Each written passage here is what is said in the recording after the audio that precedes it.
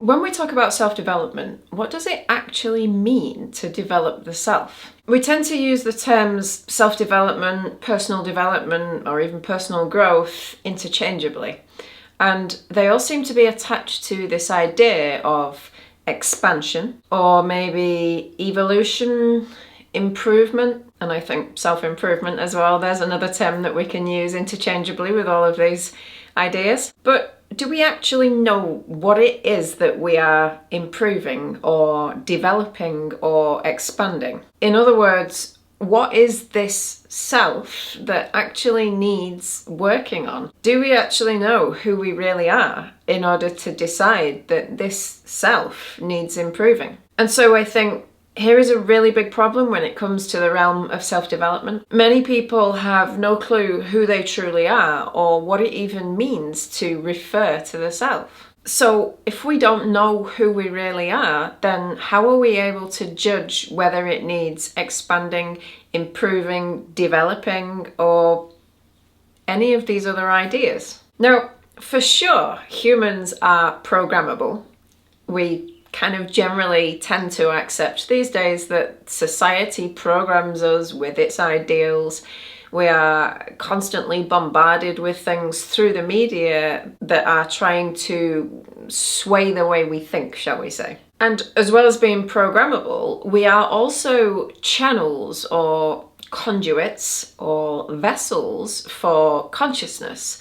So not just the thing that we might identify as being our own consciousness, but we can channel various types of energies, consciousnesses, or influences that are out there in the external world, and we can allow these energies to be expressed through us. So in other words, consciousnesses that might not ordinarily be attached to a body can find an expression through human beings. So when we're talking about self-development, is the goal then to simply acquire more skills and be better at something or stuff in general? Or is it to somehow improve the programming that we've been given? Or is it to become more selective over the energies that we allow to be channeled through us? Are we talking about somehow refining and developing the various consciousnesses that exist within the world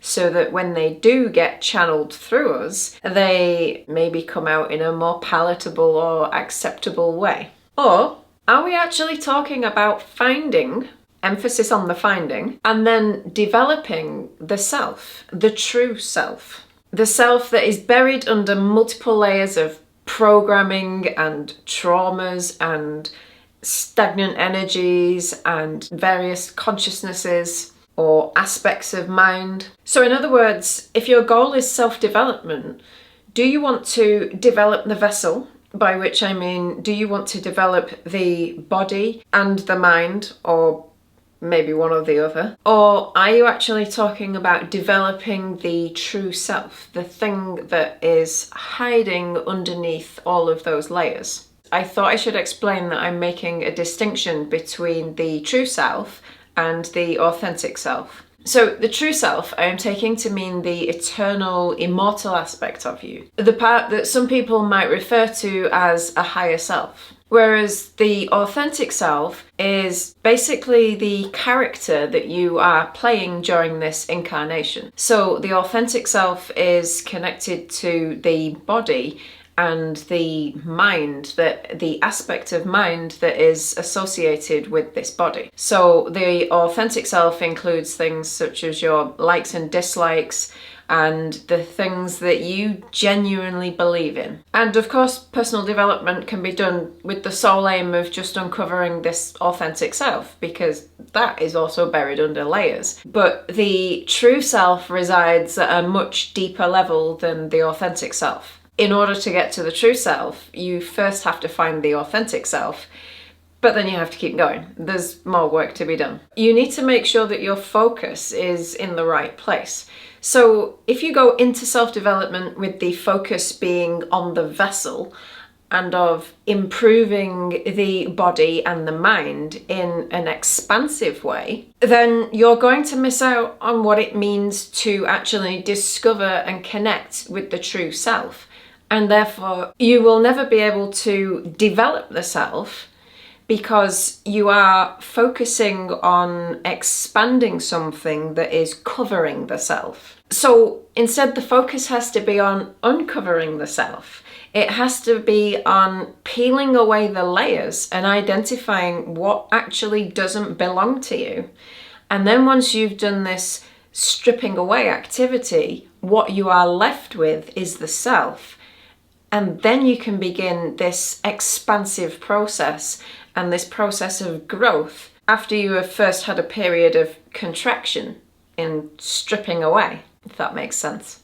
If you don't focus on understanding what the self is and stripping away all the layers, then it's like somebody that wants to build muscle because they want their body to be bigger, but yet rather than doing the work and building the muscle, they just put on lots of extra layers of clothing. The body underneath doesn't change, but they might have the appearance of having expanded and being bigger. What I'm trying to say is when we focus on, say, doing courses that teach us tools in order to develop the self, not that I am saying these are bad things because they are helpful, but when the focus is on working with the mind or reprogramming it, or maybe acquiring some skill, be that physical or mental, that will enable us to do something in a different way or a better way. When we focus on that sort of expansion and growth in the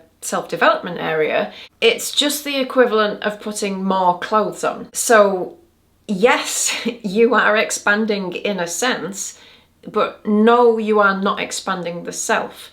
The self is still hidden and buried within. In order to expose the true self, what you really have to do is take your clothes off, because everything is better when you're naked. What people generally tend to avoid saying is that any self-development journey has to begin with identifying the things that don't belong to you. You have to first identify any likes and dislikes, characteristics, behaviors, beliefs, ideologies, anything at all that doesn't belong to you needs to be identified and then shed. And this is a process, this process of identifying what belongs to you and what doesn't, and then shedding and releasing the things that don't belong to your true self.